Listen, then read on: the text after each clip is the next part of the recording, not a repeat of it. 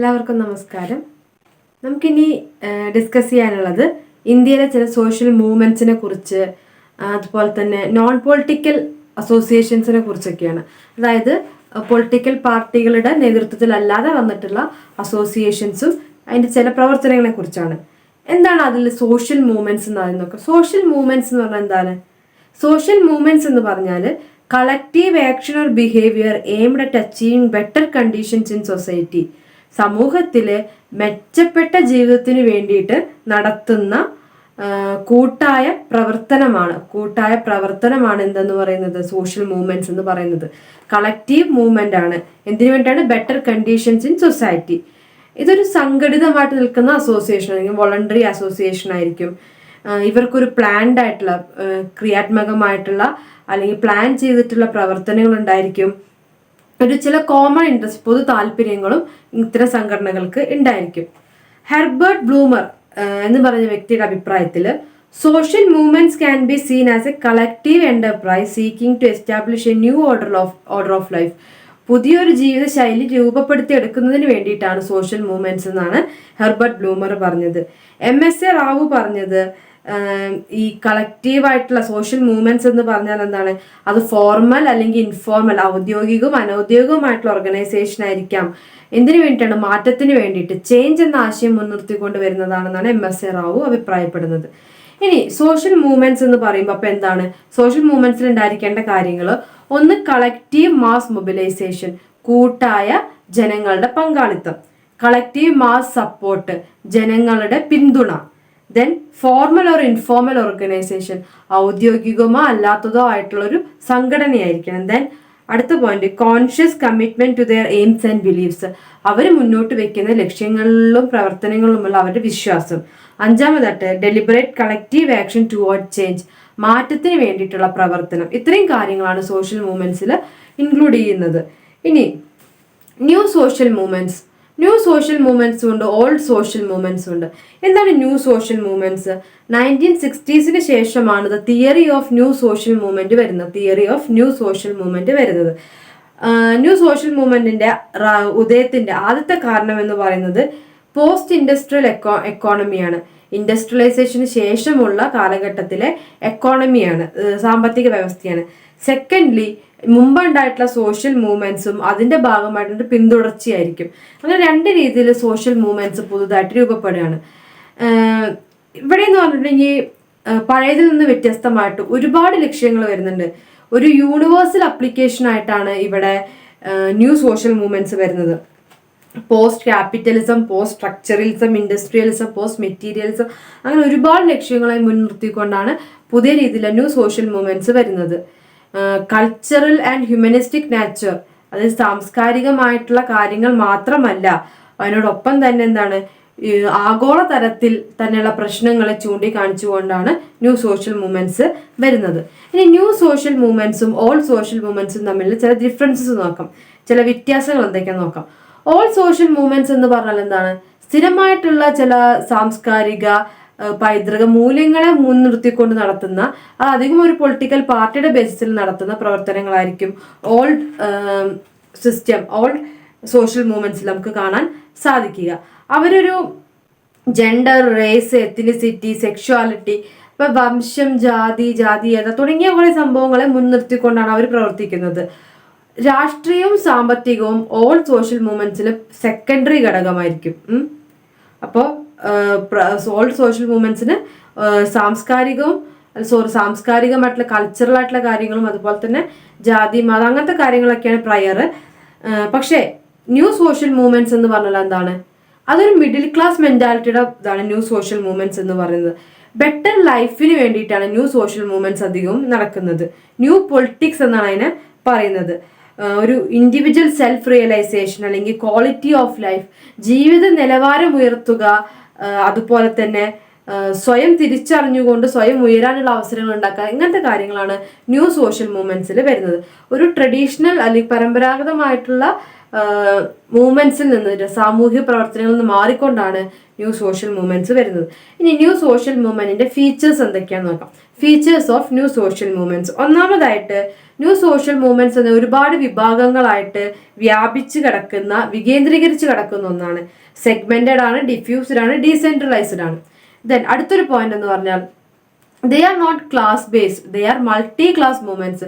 ഒരു പ്രത്യേകം ഒരു ക്ലാസ്സിനെയോ കമ്മ്യൂണിറ്റിനെയോ റെപ്രസെന്റ് ചെയ്യുന്നതിന് പകരം ഒന്നിൽ കൂടുതൽ ക്ലാസ്സുകളെ, മൾട്ടി ക്ലാസ് മൂവ്മെന്റ്സ് ആണ്, ഒന്നിൽ കൂടുതൽ ക്ലാസ്സുകളെ ഒരുമിച്ച് ചേർത്തുകൊണ്ടുള്ള മൂവ്മെന്റ്സ് ആണ് അതെന്ന് പറഞ്ഞത്.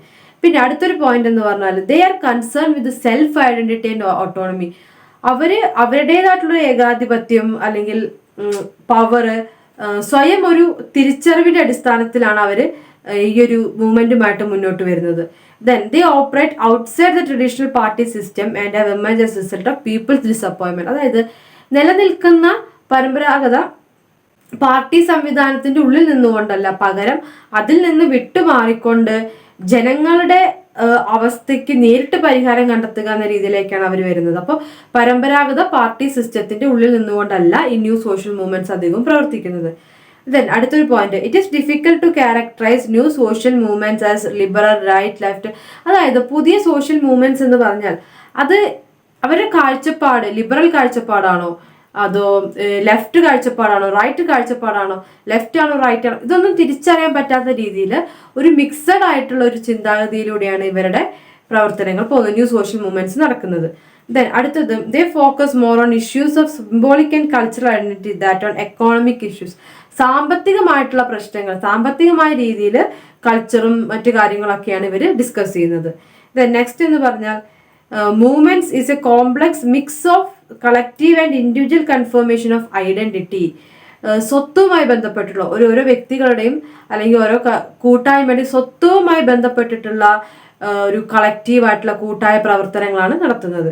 Then non violence and civil disobedience are the dominant patterns of collective mobilisation. അഹിംസ മാർഗത്തിലൂടെ പ്രൊട്ടസ്റ്റ് ചെയ്യുന്ന ഒരു രീതിയാണ് ഇവരിൽ കൂടുതൽ കണ്ടുവരുന്നത്. They act as platform for collective action civil society. നമ്മുടെ സാമൂഹിക വ്യവസ്ഥയിൽ ഒരു കളക്റ്റീവ് ആയിട്ടുള്ള ഒരു പ്ലാറ്റ്ഫോം, കൂട്ടായി നിന്നുകൊണ്ട് ഒരു വേദി ഒരുക്കുക, അവരുടെ പ്രശ്നങ്ങൾ പറയാനും അങ്ങനെ വേദി ഒരുക്കിക്കൊണ്ട് അവരുടെ പ്രശ്നങ്ങൾ അവതരിപ്പിക്കുക എന്നുള്ളതാണ് അവർ കൊണ്ടുവരുന്നത്. Normally they centre around a single issue or a limited range of issues related to a broader theme such as the environment. ഒരു സിംഗിൾ ഇഷ്യൂവില് മുൻനിർത്തിക്കൊണ്ടായിരിക്കും അവരുടെ പ്രവർത്തനം നടത്തുക. ഇപ്പോൾ എൻവയോൺമെന്റിനെ പറ്റിയിട്ടോ അങ്ങനെ ഒരു സിംഗിൾ ഇഷ്യൂ ആണെങ്കിലും ആ സിംഗിൾ ഇഷ്യൂവിന്റെ ബ്രോഡർ ആയിട്ടുള്ള വികസിച്ചിട്ടുള്ള ഒരു രൂപം. ഇപ്പൊ എൻവയോൺമെന്റിനെ കുറിച്ചുള്ള പ്രശ്നമാണെങ്കിൽ എൻവയോൺമെന്റ് എന്ന് പറഞ്ഞ പെർട്ടിക്കുലർ വിഷയത്തിൽ നിന്നുകൊണ്ട് അതിന്റെ വിവിധങ്ങളായിട്ടുള്ള വശങ്ങളെ കുറിച്ചിട്ട് അവര് ചർച്ച ചെയ്യുകയും അതിനെക്കുറിച്ചുള്ള കാര്യങ്ങൾ ചെയ്യുകയും ചെയ്യും. ദെൻ അപ്പൊ ഇത്രയും കാര്യങ്ങളാണ് ഇവരുടെ ഒരു പ്രധാനപ്പെട്ട ഫീച്ചേഴ്സ് എന്ന് പറയുന്നത്. Features of new social movements എന്ന് പറയുന്നത് ഇത്രയും കാര്യങ്ങളാണ്. Then all social movements, new social movements നമ്മൾ ചില വ്യത്യാസങ്ങൾ നോക്കാം. ഒന്ന് ലൊക്കേഷനുമായി ബന്ധപ്പെട്ടുള്ള വ്യത്യാസം. ഓൾ സോഷ്യൽ മൂവ്മെന്റ്സ് എന്ന് പറഞ്ഞാൽ എങ്ങനെയാണ്, ഒരു പൊളിറ്റിക്കൽ പാർട്ടീനെ കേന്ദ്രീകരിച്ച് അല്ലെങ്കിൽ പൊളിറ്റിക്കൽ വ്യൂ പോയിന്റ്, രാഷ്ട്രീയ കാഴ്ചപ്പാടിനെ അടിസ്ഥാനപ്പെടുത്തിയാണെങ്കിൽ ന്യൂ സോഷ്യൽ മൂവ്മെന്റ്സ് എന്ന് പറയുന്നത് ഈ രാഷ്ട്രീയ പരിമിതികൾക്കുള്ളിൽ നിൽക്കാതെ കുറച്ചും കൂടെ ഇൻഡിപെൻഡന്റ് ആയിട്ട് സ്വതന്ത്രത്തോട് കൂടിയിട്ട് ഏകാധിപത്യത്തോട് കൂടിയിട്ടുള്ള പ്രവർത്തനങ്ങളാണ് കൊണ്ടുവരുന്നത്. ഇനി അവരുടെ ലക്ഷ്യം എന്ന് പറഞ്ഞാൽ ഓൾ സോഷ്യൽ മൂവ്മെന്റ്സ് അവരുടെ രാഷ്ട്രീയ പ്രാതിനിധ്യവുമായി ബന്ധപ്പെട്ടിട്ടുള്ള ഇഷ്യൂസ് ആണ് കൊണ്ടുവന്നെങ്കിൽ ന്യൂ സോഷ്യൽ മൂവ്മെന്റ്സ് എന്ന് പറഞ്ഞാൽ ഈ സിവിൽ സൊസൈറ്റിയിൽ രാഷ്ട്രീയ അധികാരം ഉപയോഗിച്ചുകൊണ്ട് നടത്തുന്ന പല പ്രവർത്തനങ്ങളെയും എതിർക്കുകയാണ് ചെയ്യുന്നത്. ദെൻ ഓർഗനൈസേഷൻ എങ്ങനെയാണ് വരുന്നത്, ഓൾ സോഷ്യൽ മൂവ്മെന്റ്സിൽ ഒരു സ്ട്രക്ചറൽ ആയിട്ടുള്ള ഒന്നിന് കീഴിൽ ഒന്ന് എന്ന രീതിയിലുള്ള ഒരു ഹൈറാർക്കിയൽ പ്രവർത്തനമാണെങ്കിൽ ഇപ്പൊ ന്യൂ സോഷ്യൽ ഓർഗനൈസേഷൻ എന്ന് പറഞ്ഞാൽ അത് പ്രഖ്യാപിതമോ അപ്രഖ്യാപിതമോ ഇൻഫോർമൽ ആൻഡ് അൺഇൻഫോർമൽ ഒരു സ്ട്രക്ചേർഡ് ഒന്നും ആയിരിക്കില്ല. പലപ്പോഴും അൺസ്ട്രക്ചേർഡ് ഓർഗനൈസേഷൻസ് ആണ് കാണാൻ സാധിക്കുക. ഒരു ഘടനയില്ലാത്ത അല്ലെങ്കിൽ ഒരു ഹൈറാർക്കിയൽ ഘടനയില്ലാത്ത ഒരു വ്യവസ്ഥിതി ആയിരിക്കും അവർക്ക് ഉണ്ടായിരിക്കുക. Then medium of change. Old ഇൻസ്റ്റിറ്റ്യൂഷനിൽ എന്ന് പറഞ്ഞാൽ എന്താണ്, അവരൊരു they are oriented towards political institutions, രാഷ്ട്രീയ സംഘടനകളുടെ നേതൃത്വത്തിലൊക്കെയാണ് കൂടുതലായിട്ടും പ്രവർത്തനങ്ങൾ വന്നിരുന്നെങ്കിൽ ഇവരുടെ എന്ന് വെച്ചാൽ ഡയറക്റ്റ് ആക്ഷൻ ആണ്. ഒരു രാഷ്ട്രീയ സംഘടനയുടെ കീഴിൽ നിൽക്കാതെ ഡയറക്റ്റ് ആയിട്ട് അവരുടെ പ്രവർത്തനങ്ങളിലേക്ക് കടക്കുന്ന ഒരു രീതിയാണ് ഇവരിലേക്കുള്ളത്. അപ്പോൾ ഇതാണ് പ്രാഥമികമായിട്ട് അവരുടെ ഏറ്റെടുക്കുന്ന രീതിയിൽ, ഐഡിയോളജിയിൽ, ഓർഗനൈസേഷൻ സ്ട്രക്ചറിലൊക്കെ ഡിഫറൻസ് ഉണ്ട്. ഇനി ഇന്ത്യയിലെ ഈ ന്യൂ സോഷ്യൽ മൂവ്മെന്റ്സിന് കുറേ അധികം എക്സാമ്പിളുകളുണ്ട്. 1980s കൂടിയിട്ടാണ് ട്രേഡ് യൂണിയൻസ് അങ്ങനെ ഒരുപാട് സംഭവങ്ങളുടെ പേരിൽ ഇത്തരത്തിൽ പുതുതായിട്ടുള്ള സോഷ്യൽ മൂവ്മെന്റ്സ് തുടങ്ങുന്നത്. ഇന്ത്യയിൽ എന്തിനൊക്കെ വേണ്ടിയിട്ടാണ് അവർ ന്യൂ സോഷ്യൽ മൂവ്മെന്റ്സ് വന്നിട്ടുള്ളത്?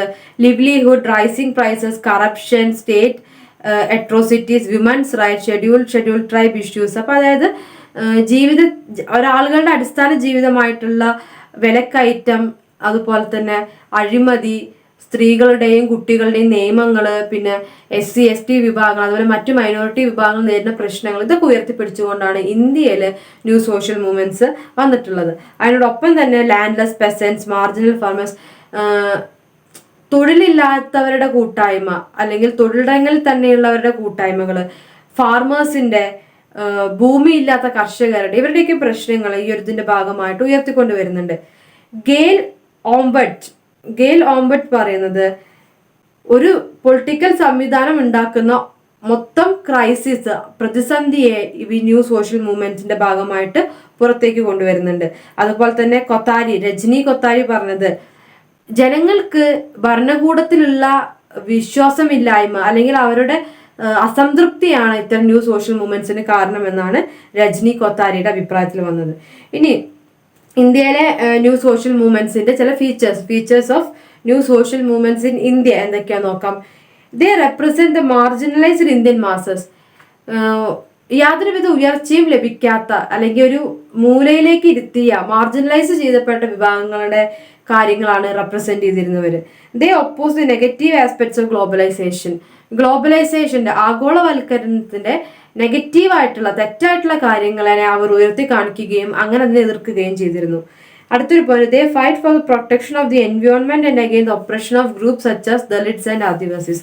അതായത് എൻവയോൺമെന്റിന്, പ്രകൃതി ചൂഷണത്തിനെതിരെ അവർ പ്രവർത്തിച്ചിരുന്നു. ദെൻ SC ST വിഭാഗങ്ങളൊക്കെ നേരിടുന്ന പ്രശ്നങ്ങളെ മുൻനിർത്തിക്കൊണ്ടുള്ള പ്രവർത്തനങ്ങളും ഇന്ത്യയിൽ അവർ നടത്തിയിരുന്നു. അടുത്തൊരു ഫീച്ചർ എന്ന് പറയുന്നത് അവരുടെ ഒരു സ്ട്രക്ചർ എന്ന് പറയുന്നത് ഒന്നിന്റെ മീതെ ഒന്നൊരു ഹൈറാറിക്കൽ സ്ട്രക്ചർ അല്ല, ഒരു പൊളിറ്റിക്കൽ സ്ട്രക്ചർ ഒന്നുമല്ല അവർക്ക് ഉണ്ടായിരുന്നത്. എല്ലാവർക്കും തുറസായിട്ടുള്ള കാഴ്ചപ്പാട്, എല്ലാവർക്കും ഒരു ഡെമോക്രാറ്റിക് കാഴ്ചപ്പാടോട് കൂടിയിട്ടുള്ള പ്രവർത്തനമായിരുന്നു ഉണ്ടായിരുന്നത്. അടുത്തൊരു പോയിന്റ് എന്ന് പറയുന്നത് they are critical of the state large corporations. അതായത് സംസ്ഥാനങ്ങളുടെ പ്രവർത്തനങ്ങൾ, അതുപോലത്തെ വലിയ വലിയ കോർപ്പറേറ്റുകളോടൊക്കെ എപ്പോഴും നിരന്തരം തർക്കങ്ങളായിരുന്നു ഇവരുടെ ഒരു പ്രധാനപ്പെട്ട പ്രവർത്തനം എന്ന് പറയുന്നത്. അതുപോലെ തന്നെ ലോകാടിസ്ഥാനത്തിൽ ഫണ്ടുകൾ നൽകുന്ന വേൾഡ് ബാങ്ക് പോലുള്ള ഏജൻസിനെയും ഇവർ ക്രിട്ടിക്കലായി തന്നെയാണ് അല്ലെങ്കിൽ എപ്പോഴും സൂക്ഷ്മതയോട് കൂടി തന്നെ അവരെ നിരീക്ഷിക്കുന്ന ഒരു പ്രവർത്തനമാണ് ന്യൂ സോഷ്യൽ മൂവ്മെന്റ്സ് ഇന്ത്യയിൽ ഉണ്ടായിട്ടുള്ളത്. മറ്റൊരു ഫീച്ചർ എന്ന് പറഞ്ഞാൽ എന്താണ്? Individual freedom, personal liberty, identity, social equality. അതായത് വ്യക്തി സ്വാതന്ത്ര്യം, വ്യക്തികൾക്ക് ഉണ്ടായിരിക്കേണ്ട സ്വത്വം, ഓരോ സ്വത്വങ്ങള്, ഈക്വാലിറ്റി, സമത്വം തുടങ്ങിയവയെ കുറിച്ചൊക്കെ ഇവര് ആകുലപ്പെടുകയും ഇതൊക്കെ ഇതിന്റെ ഫീച്ചറായിട്ട് വരികയും ചെയ്തിട്ടുണ്ട്. Indian social movement, new social മൂവ്മെന്റ്സിന്റെ പ്രത്യേകത പറയുന്നത്. ഇനി ഇതിന്റെ അടിസ്ഥാനത്തിൽ ഉണ്ടായിട്ടുള്ള ചില സ്പെഷ്യൽ ആയിട്ടുള്ള ഇഷ്യൂസ് നോക്കാം. ഒന്ന് ചിപ്കോ മൂവ്മെന്റ് എന്ന് വെച്ചിട്ടുണ്ടെങ്കിൽ മരം മുറിക്കുന്നതിന് ബന്ധപ്പെട്ടുകൊണ്ട് മരങ്ങളെ കെട്ടിപ്പിടിച്ചുകൊണ്ട് മരം മുറിക്കരുതെന്ന് പറയുന്ന ഒരു മൂവ്മെന്റാണ് ചിപ്കോ മൂവ്മെന്റ്. അതായത് ഉത്തരാഖണ്ഡിൽ 1973 ഇത് സംഭവിക്കുന്നത്. റെനി എന്ന് പറയുന്ന ഒരു റിമോട്ട്, ഒരു സാധാരണ വില്ലേജിൽ, ഒരു ഗ്രാമപ്രദേശത്താണ് സംഭവിക്കുന്നത്. ഗവൺമെന്റ് വനത്തിനുള്ളിലുള്ള മരങ്ങൾ മുറിച്ചു മാറ്റാൻ വേണ്ടിയിട്ട്, ഒരു മാസമായിട്ട് മുറിച്ചു മാറ്റാൻ വേണ്ടിയിട്ട് ഒരു കരാറ് കൊടുക്കുകയാണ്. അപ്പൊ ഇതിനെതിരെയാണ് അവിടെ ജീവിച്ചിരുന്ന സാധാരണക്കാരായ ജനങ്ങള് ഇതിനെതിരെ, ട്രൈബൽ വിഭാഗത്തിൽപ്പെടുന്ന ആളുകൾ എല്ലാവരും കൂടെ ഇത്തരത്തിൽ അനധികൃതമായിട്ട് മാസമായിട്ട് ഒരുപാട് മരങ്ങൾ മുറിച്ചു വിൽക്കുന്നതിനെതിരെ ഗവൺമെന്റിന്റെ പോളിസിക്കെതിരെ വരികയും മരങ്ങൾ മുറിച്ചു വിൽക്കാൻ സമ്മതിക്കാതെ പ്രവർത്തനങ്ങൾ, അവരുടെ പ്രതിഷേധം സംഘടിപ്പിക്കുകയും ചെയ്യുന്നത്. ഇതിനെയാണ് ചിപ്കോ മൂവ്മെന്റ് എന്ന് പറയുന്നത്. 15 വർഷത്തേക്ക് ഒരു ബാനിങ്, അവിടുത്തെ മരങ്ങൾ മുറിക്കരുത് എന്നുള്ള ബാനിങ് കൊണ്ടുവരാൻ ഈ ഒരു മൂവ്മെന്റ് കൊണ്ട് ഇവർക്ക് സാധിച്ചു. സ്ത്രീകളായിരുന്നു ഈ ചിപ്കോ മൂവ്മെന്റിന് നേതൃത്വം നൽകിയിരുന്നത്. ഇനി മറ്റൊരു മൂവ്മെന്റ് ആണ് നർമ്മദ ബച്ചാവോ ആന്തോളൻ.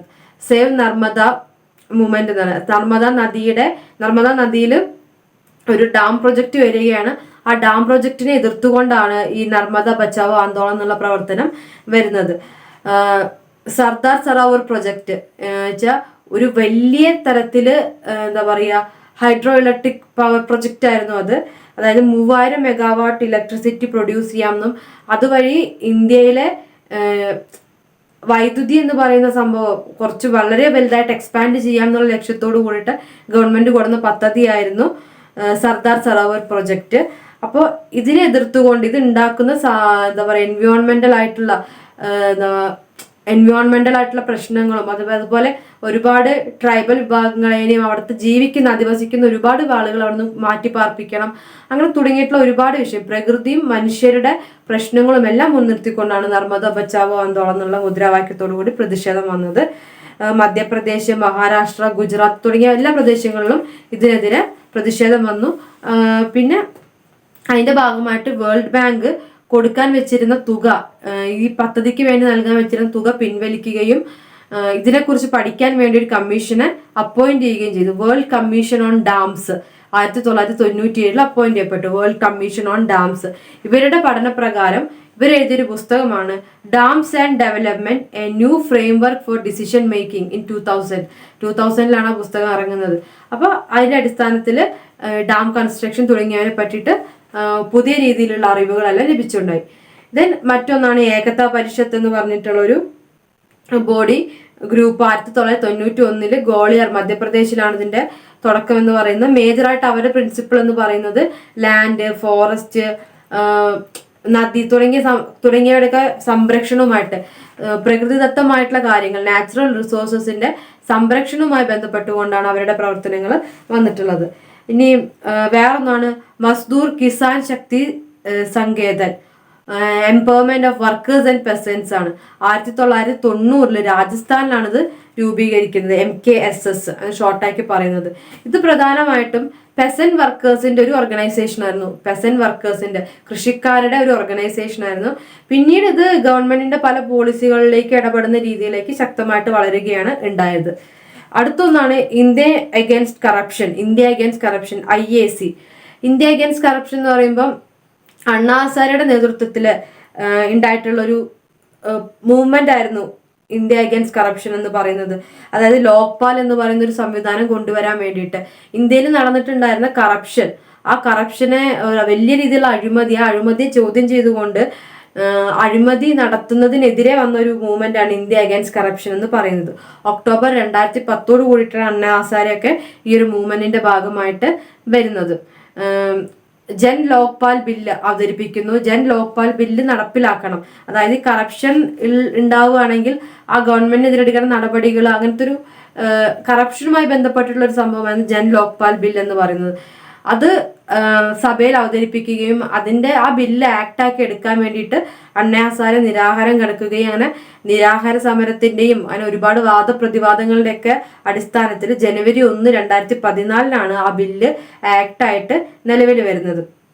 അപ്പോൾ ഒരുപാട് വർഷത്തെ പ്രയത്നം കൊണ്ടാണ് അത് ഒരു അണ്ണാ ഹസാരെയുടെ നേതൃത്വത്തിലുള്ള പ്രവർത്തനങ്ങളുടെ ഭാഗമായിട്ടാണ് ലോക്പാൽ ബില്ല് അംഗീകരിക്കുന്നത്. കറപ്ഷൻ അഗെയിൻസ്റ്റ് ആയിട്ടുള്ള ബില്ലായിരുന്നു. ഇതിന്റെ നേതൃത്വത്തിലാണ് ആം ആദ്മി പാർട്ടിയൊക്കെ പിന്നീട് ഡെവലപ്പ് ചെയ്ത് വരുന്നത്. ഈ ഒരു അണ്ണാ ഹസാരെയുടെയൊക്കെ പ്രവർത്തനത്തിന്റെ ഭാഗമായിട്ടുള്ള ആ ഒരു മൂവ്മെന്റിന്റെ ഭാഗമായിട്ട്. ഇതൊക്കെ ഇന്ത്യയിലെ ന്യൂ സോഷ്യൽ മൂവ്മെന്റ്സിന് ചില ഉദാഹരണങ്ങൾ. ഇത്ര ഒരുപാട് ഉദാഹരണങ്ങളുണ്ട് ന്യൂ സോഷ്യൽ മൂവ്മെന്റ്സിന്. അതായത് പ്രത്യേകിച്ച് ഒരു പൊളിറ്റിക്കൽ സ്ട്രക്ചറിന്റെ അല്ലെങ്കിൽ പൊളിറ്റിക്കൽ പാർട്ടിയുടെ ഒന്നും പിൻബലമില്ലാതെ അങ്ങനെയല്ലാതെ നടന്നു വന്നിട്ടുള്ള ഒരുപാട് ന്യൂ സോഷ്യൽ മൂവ്മെന്റ്സ് ഇന്ത്യയിൽ ഉണ്ടായിട്ടുണ്ട്. അപ്പോൾ ഇതൊക്കെയാണ് സോഷ്യൽ മൂവ്മെന്റ്സ്, ഇന്ത്യയിലെ ന്യൂ സോഷ്യൽ മൂവ്മെന്റ്സിന്റെ ഒരു ക്യാരക്ടറിസ്റ്റിക്സ് എന്നൊക്കെ പറയുന്നത്. Thank you.